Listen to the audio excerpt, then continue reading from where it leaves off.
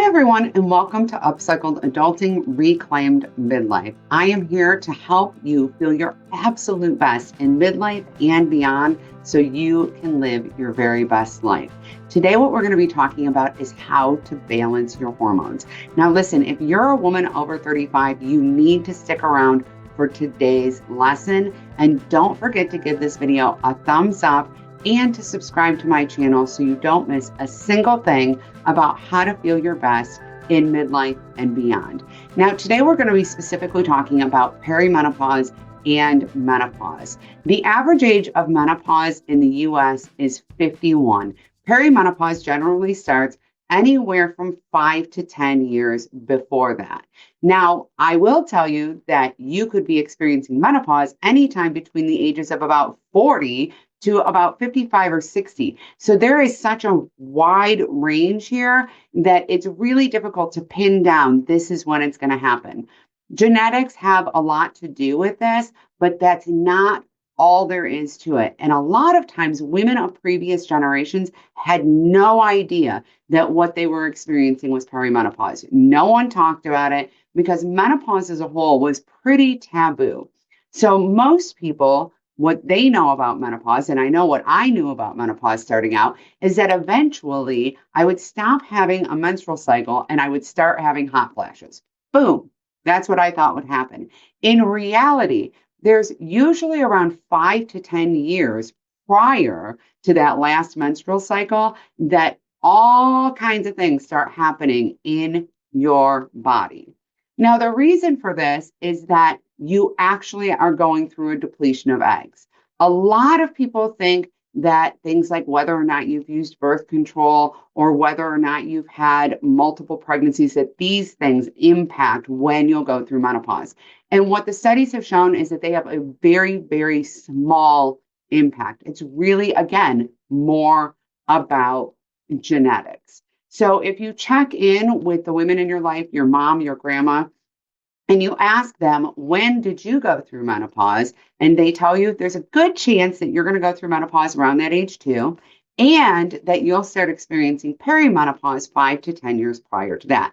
Now, why do I say that? Well, because I have a sister with a different mom, and she is in her late 30s, and she was completely and totally freaked out about some of the things that were going on with her health. She was having a lot of cognitive issues, a lot of pain and nerve pain in her body, a lot of fatigue, a lot of joint pain, weight gain, all of those kinds of things. And she and I were talking about it. And I said, well, I think that she was thinking about seeing all the specialists, right? And I know how this is because the number of women that I've talked to who've said that in perimenopause, they actually thought they had early onset dementia.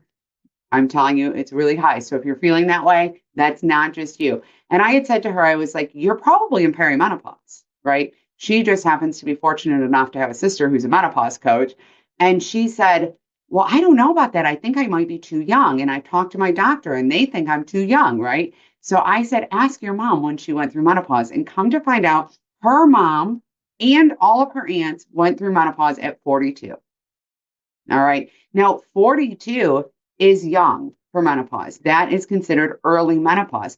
But anything over 45 is considered pretty normal and pretty average. 51, again, is the average age.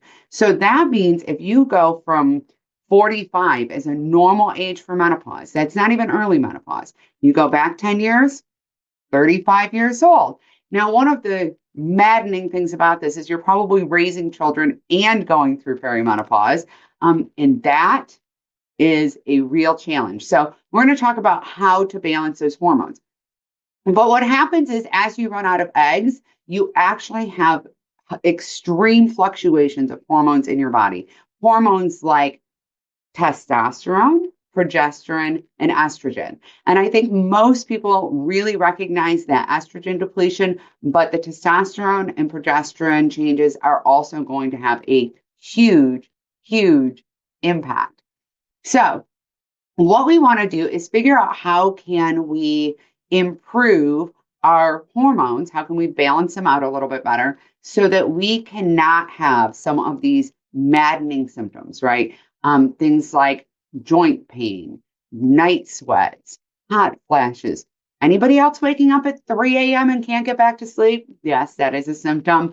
All the cognitive changes, itchy skin, ringing ears, vertigo. I mean, I could go on for the entirety of this day talking about the symptoms because there are over 60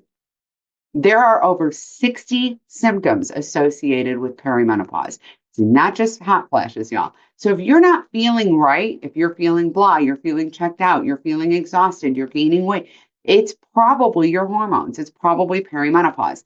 Now, so many of us are like, I just want to go to the doctor and have them check my hormones, and then I can get a yes, this is it. The problem here is your hormones are fluctuating not only monthly, not only weekly, but they're fluctuating daily. So when you go to the doctor, if they check your estrogen or progesterone levels, it is very unreliable. And for that reason, it's actually hotly debated whether or not you should even bother to have your hormones tested. So if you're seeing a doctor who is not testing your hormones, don't be surprised because a lot of times doctors go based on symptoms. So if you see a doctor because you're having these symptoms and you think you might be in perimenopause, oftentimes they'll run blood work to rule out other things like iron deficiencies or thyroid issues. But once those things are ruled out, pretty good chance you're in perimenopause. And no, you do not need to have your hormones checked to know that your hormones are all over the place in perimenopause. Once you get into menopause, they start to deeply decline, and that also contributes to different symptoms, worsening of some of the symptoms you have. In some women, those lucky ducks, their symptoms go away entirely. So, why does hormone balance matter so much? Well, obviously, number one is because it decreases your symptoms. All right. But even if you're not having bad symptoms with perimenopause, even if your symptoms are livable, all right, it's also important to balance your hormones because it increases your energy and improves your sleep. It improves mood, focus, and clarity. Balancing your hormones will help with weight management. And number five, and to me, this one is, the biggest reason to balance your hormones, which is disease prevention. After perimenopause and menopause, women have a much higher risk of cardiovascular disease, osteoporosis, sarcopenia, and Alzheimer's, dementia. So it is really important that we balance our hormones because every single cell in your body has estrogen receptors. Every cell in your body has estrogen receptors, from your brain to your nerve endings, your muscles, your heart, your lungs. Every cell in your body has estrogen receptors. So the more we can balance our hormones, the more we can keep our hormones at a healthy level, the better off we're going to be for not only our lifespan, but also our health span. So if you want to be as healthy as possible for as long as possible, we need to balance those hormones. How are we going to balance our hormones? So let's talk about the ways that we can balance our hormones. We're going to start with all the natural ways, all the lifestyle things that we can do. So let's talk about how we can balance our hormones. We're going to start with all the natural ways, all the lifestyle things that we can do, and then we're going to go into some of the medical interventions that we can look into. So number one is nutrition. And by the way, these are in no particular order. You can start them anywhere you want. Eating enough healthy fat, lean protein, fiber, phytoestrogens, right? Decreasing sugar, decreasing processed food, decreasing caffeine and alcohol can make a huge, huge difference. Our bodies as midlife women going through perimenopause are much more sensitive to inflammatory foods and inflammatory exposures. In addition, we need more things. We need more protein, all right? And I know that there's all kinds of discussion about how, especially Americans eat too much protein and we don't need that much protein. But once you get into perimenopause, menopause, you need approximately 1 gram of protein per optimal pound of weight. All right. So most women need to be eating somewhere around 130 grams of protein a day. The reason you need so much protein is because you want to maintain your muscle mass. When we go through perimenopause and menopause, we experience something called sarcopenia, which is when our muscle degenerates. All right. So if we're not getting enough protein, we're going to lose muscle. Muscle is incredibly important to our circulatory system, and muscle is incredibly important for preventing bone breaks and bone loss. So we want to make sure that we're getting enough protein. In addition, we want to get enough fiber because our microbiome changes a lot going through perimenopause. We want to make sure that we're keeping ourselves really healthy and really well. And I have to tell you that one of the big symptoms of perimenopause and menopause is bowel changes, right? Constipation, things like that. So making sure you're getting enough fiber, meaning around 25 to 30 grams of fiber a day, is really, really important. Now, I'm not saying no cake, no cookies ever, no potato chips, right? No biscuit. That's not what I'm saying. I am simply saying to decrease the amount of sugar and processed foods you're eating. So you basically want to start thinking about how can I get closer to an 80-20, right? Where I eat 80% whole foods, 20% processed foods. Because in reality, we do want to also shoot for something that's really doable, right, in our lives. The second thing is activity. We really want to engage in exercise, move our bodies in ways that we enjoy. This helps to regulate our insulin levels and decrease our cortisol levels. If you are not a fan of any of the exercises I'm going to recommend here, I want you to know that's okay. Do what it is that you enjoy doing because any movement is better than no movement at all. The exercises that are generally recommended or the activities recommended for women who are in perimenopause and beyond are heavy strength training, right? Heavy resistance strength training. I know that some of you might be worried about bulking up because I am from a generation that very much believed that if women lifted weights, that we would get really big and bulky. That is not very likely to happen. Just so you know, that's not a thing. Our bodies just do not build muscle in that way, and especially in perimenopause. The second thing that you want to be working on is zone 2 cardio. So by zone 2 cardio, I mean if you are not a runner, running is not zone 2 cardio. Okay. If you're already a runner, that's fine. Your body is conditioned for that. For most people, walking a nice brisk walk, that is zone 2 cardio. So don't make yourself do crazy intense cardio workouts that can actually be counterproductive because it can increase cortisol and inflammation. And third is balance and flexibility exercise. And when I say that, I want you to think things like yoga. Partly because yoga is so effective also for stress management, partly because yoga is so effective for stress management and it helps again to decrease those cortisol levels. All right. So why we want to get this activity in is we want to make sure that we again are supporting maintaining muscle or muscle growth to protect our bones. We want to be making sure that we are protecting our heart. All right. And we want to keep ourselves as healthy as we possibly can. These things will help to adjust our hormone profile as a whole. When we're going through perimenopause and menopause, we tend to have more issues with insulin resistance and cortisol levels spiking up there, right? A lot of you are probably experiencing anxiety in the morning, things like that. That's because of that spiked cortisol. So activity is really going to help reduce those cortisol levels by activating our endocannabinoid system and helping our bodies to produce counteracting hormones to stress hormones, which we all know that already, but this is particularly important in perimenopause. The next thing we want to talk about is stress management. Again, we're all about decreasing cortisol. It is so outrageously important to manage our stress better. Whatever we've been doing to this point, all right, because I know coming into perimenopause, I was burning the candle at both ends. I was barely hanging on. I was completely overwhelmed. My stress level was literally through the roof and probably had been for most of my life. When we get into perimenopause and menopause, we desperately need to focus on stress management. We can no longer do that. Our bodies are no longer able to do that.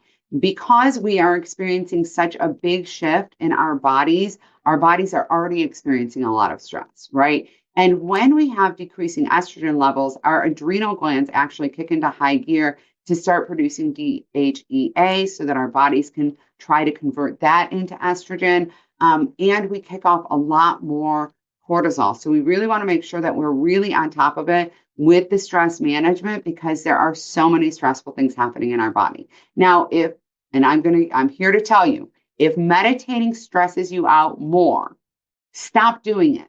All right. The most important thing about our stress management techniques is that they don't stress us out. All right. And I feel like so many people are like, let's do meditation. But most of the people I know, when they meditate, their mind wanders and then they get frustrated that their mind is wandering. And then the meditation itself becomes stressful. So I'm going to suggest things like breath work, self-care, a nice bath, creating boundaries, and by the way, that one will stress you out at first, but it is worth it. Telling people no. Tapping, EFT is a great stress management technique. Get a massage, whatever it is that you need to do, this is the time to do it. Okay. Reduce the things on your plate, really check in with yourself, what really matters, and get rid of the rest of it because you cannot do it all. All right. You cannot do it all and be healthy and have balanced hormones. And because of that, your symptoms are going to worsen, which is going to keep you from getting anything done. All right. So it's actually better to take the time to deal with stress management, to deal with self-care. That is a way more efficient use of your time than trying to push through, do all the things, live in that state of stress and overwhelm, burn yourself out, end up with really severe symptoms, much more severe symptoms than you would otherwise have, and then not be able to do anything because you can't remember what you're doing half the time anyways. All right. And I don't know who needs to hear this, but I certainly did. When you are in perimenopause and menopause, multitasking is not a thing anymore. Everybody stop doing that because your brain is not able to do that anymore. All right. This is going to make all the cognitive symptoms worse. Next thing is sleep. It is so important to be getting good quality sleep. And I know how ridiculous that sounds. The number of times I heard experts say that and the number of times I was like, you got to be kidding. Because the last thing I can do right now is sleep. I was waking up in the middle of the night having night sweats. I was waking up in the middle of the night having anxiety. I was having a hard time falling asleep. I was having insomnia at night. And those issues are part of perimenopause. But one of the things that has been proven to be true is that the most impactful lifestyle factor on perimenopause symptoms and menopause symptoms is sleep. If you are not sleeping, all of your symptoms will be worse. This affects your symptoms more than any other thing. And it's a catch-22 because if you're not sleeping, you won't be able to sleep, right? The symptoms that happen as you're trying to sleep will actually get worse. Things that you can do to get a better night's rest are maintain really good sleep hygiene, meaning wake up, fall asleep at the same time every day. Keep your room really cool. I'm talking like 62, 63 degrees. Sleep with breathable fabrics. Okay. Consider switching to like Soma Cool Nights pajamas. Get yourself some bamboo sheets would be a good idea. Things like that. Use layers. Use a fan. I know. And one of the things I think that is so overlooked but is really important is expose yourself to sunlight or a sunlight lamp, those 10,000 lux lamps, first thing in the morning. That helps to reset your cortisol and your circadian rhythms so that you actually don't have that middle of the night waking so that you can actually fall asleep at night. I also highly recommend a brain dump. If sleep is really problematic for you, I have done several videos about how to get better sleep, about bedtime routines. You need one. So go back and check those out. Again, do not forget to subscribe because you do not want to be missing all of this amazing content to help you feel your best in perimenopause and menopause, but go back and check those out. Next is supplements. Supplements are often used in perimenopause and menopause because many times we experience some vitamin deficiencies. We're far more sensitive to vitamin deficiencies than we ever have been. And there are supplements that just really help with the symptoms that we may be having. Supplements like magnesium are really common. Magnesium glycinate, most people in perimenopause and menopause benefit from taking that at night to help them sleep. Most people of all ages are actually magnesium deficient. They just don't know it. Omega-3 fatty acids, vitamin D. These are some really great supplements. I have a whole video here on YouTube about supplements to take, so go back and check that out if you're interested in digging more into supplements. I'm not going to dig into a lot of the more fringe supplements because I think it's important that we kind of stick with the mainstay. You'll find out exactly how to choose the right supplements for you. Spoiler alert, it is not at your local drugstore, like your local pharmacy.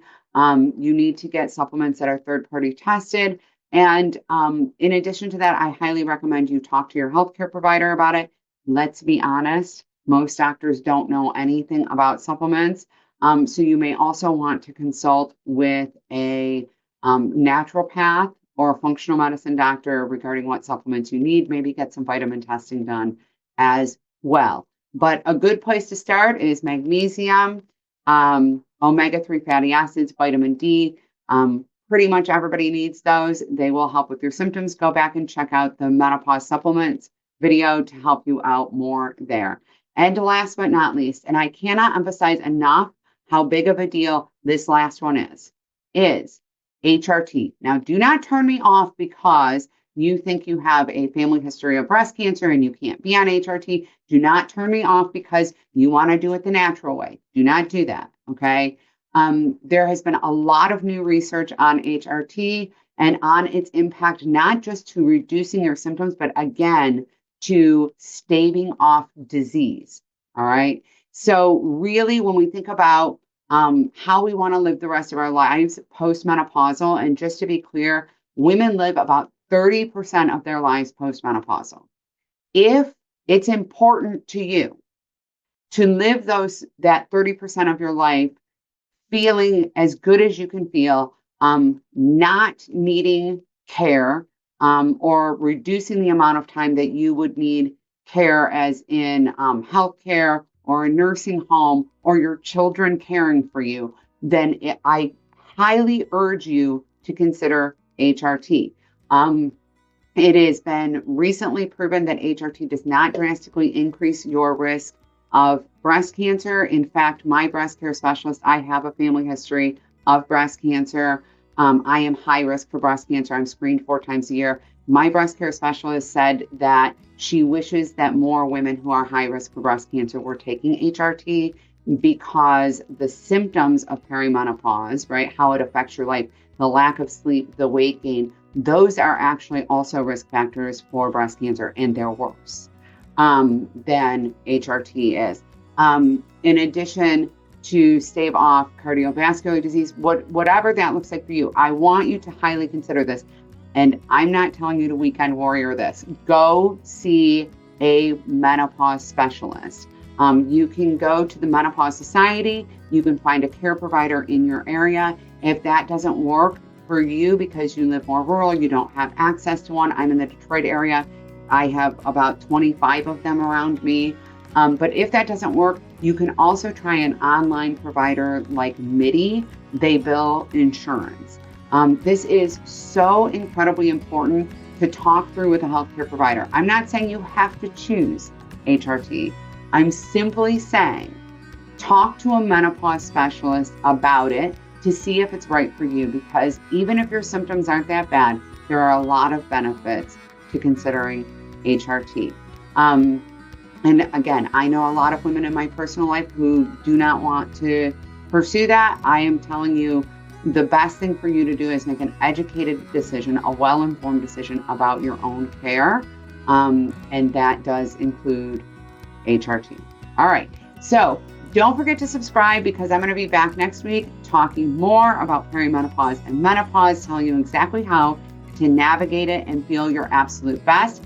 Tell me in the comments anything that stood out to you, anything you want me to dig deeper into. And if you want to learn more about HRT, by the way, I have a whole video on that, so you can go and check that out, so that you can kind of just learn and think about whether or not that is a good fit for you. Everybody out there, have a great week. I want you to feel your absolute best. Tell me what you're going to be working on this week. Are you going to work on your sleep? Are you going to work on your nutrition? Are you going to get out there and go for a walk? It's winter here, so that's probably not my jam. But I will see you all next week. Don't forget to subscribe. Bye, everyone.